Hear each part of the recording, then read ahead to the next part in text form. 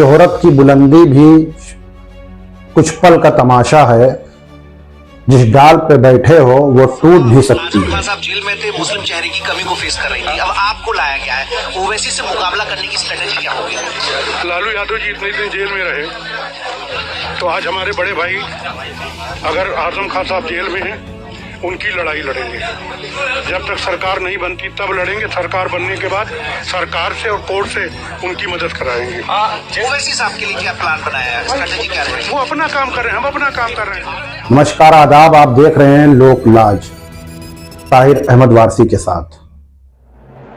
आज उत्तर प्रदेश में राजनीति भले ही चुनाव 2027 में विधानसभा का हो, लेकिन उससे पहले राजनीति कुछ समय से घूम फिर के दलित और मुस्लिम समाज पर अटक रही है, जिसको देखते हुए अभी कुछ दिन पहले सरकार द्वारा यूजीसी बिल लाया गया।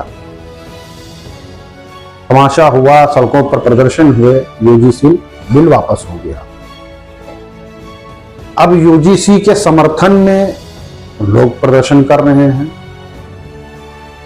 तो वहीं बिहार में एमआईएम पार्टी की बड़ी जीत के बाद बाहर की पार्टी प्रदेश में जाके 5 विधायक जीतती है, कई सीटों पे इंडिया गठबंधन का नुकसान करती है, फिर महाराष्ट्र में वही पार्टी जाती है, मजबूती से लड़ती है।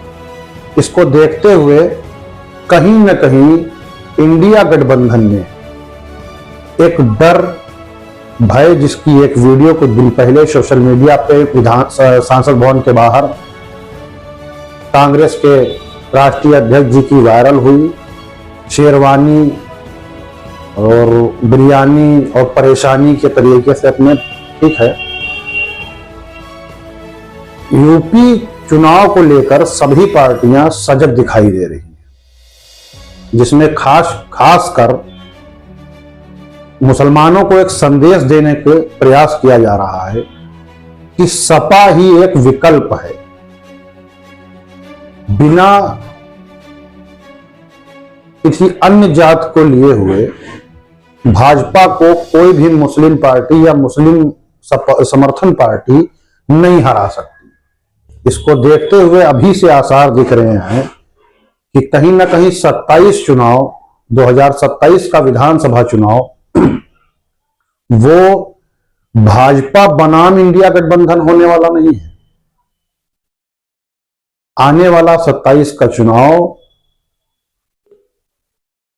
इंडिया गठबंधन वर्सेस अन्य दल होने वाला है। जिस तरीके से अभी हालात बन रहे हैं, उसी में एक पिक्चर बनाई जा रही है कि मुसलमानों का मूड मेकअप करने के लिए, दिमाग सेट करने के लिए, क्योंकि जो ओवैसी का डर है उसको देखते हुए एक ग्राफ बनाने का प्रयास किया जा रहा है कि सपा ही एकमात्र विकल्प है जो कि भाजपा को रोक सकती है।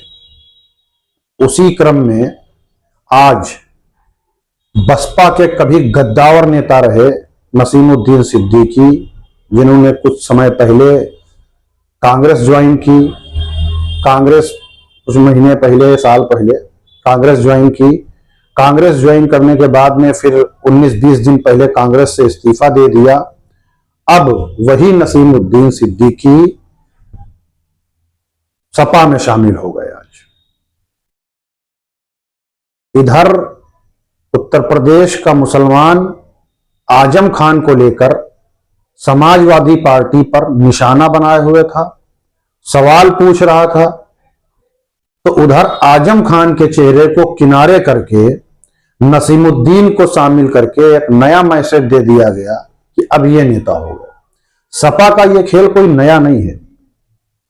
सपा इससे पहले भी आजम खान के जेल जाने के बाद में अबू हाशिम आजमी को मुस्लिम चेहरे के तौर पर लाने का प्रयास यूपी में कर चुकी है, लेकिन उसका विरोध हुआ, उनको हटाया गया। अब ये पीडीए का जो फार्मूला, दिखावटी फार्मूला समाजवादी पार्टी बनाए हुए है ये पीडीए फार्मूले को चुनाव तक मजबूत करने के लिए एक मुस्लिम चेहरे की जरूरत थी।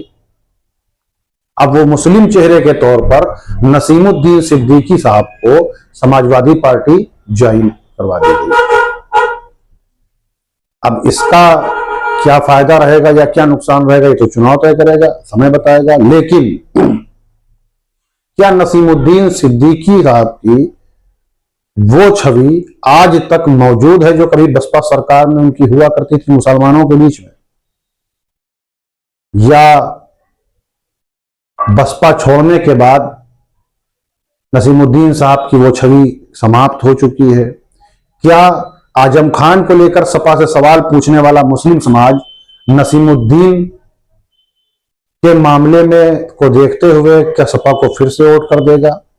या जिस तरीके से सोशल मीडिया पर बयान जारी हो रहे हैं मुस्लिम समाज के कि अब हमको एक पार्टी मिल गई है, हमारी अपनी क़यादत होगी, हम अपनी खुद तय करेंगे, क्या ये सारे विचारों पे ये ज्वाइनिंग पानी फेरने का काम करेगी?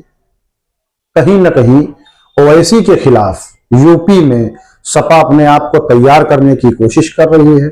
इसीलिए उत्तर प्रदेश के अंदर मुस्लिम चेहरों को समाजवादी पार्टी ढूंढ ढूंढ के आने वाले समय में सपा ज्वाइन करवाएगी। अब उन लीडरों की बात की जाए जो खुद सत्ता में रह चुके हैं और आज जिनका विरोध आम मुसलमान कर रहा है कि सत्ता होने के बावजूद हमको मिला क्या। इससे पहले मुसलमानों ने कांग्रेस को भी वोट किया, बसपा को भी वोट किया, सपा को भी वोट किया। आज वही मुसलमानों की पीढ़ियां आज सवाल पूछ रही हैं कि हमको क्या मिला।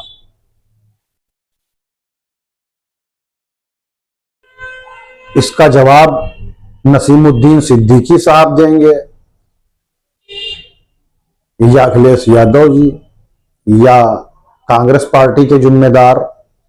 कहीं ना कहीं मुस्लिम वोटरों को भ्रमित करने के लिए चुनाव तक अब ऐसे हथकंडे दिखाई देते रहेंगे, लेकिन हकीकत यही दिखाई दे रही है कि अब भी भाजपा के सामने उत्तर प्रदेश में मजबूत लीडरशिप किसी की दिखाई नहीं दे रही।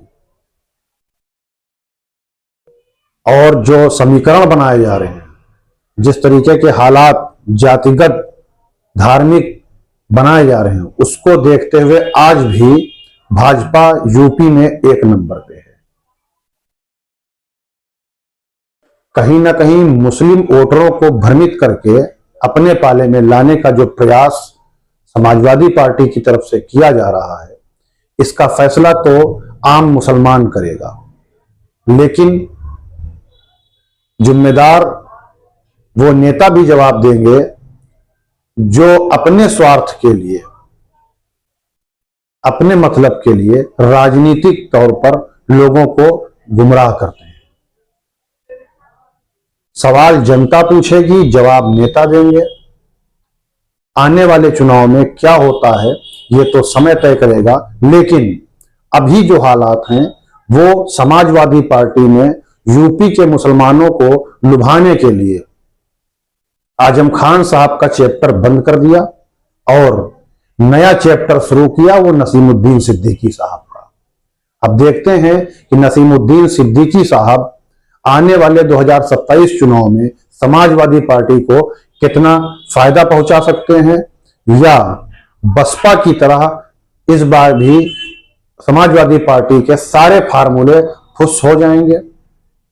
ऐसे दिलचस्प वीडियो के लिए हमारे साथ जुड़े रहें और देखते रहें लोकलाइव।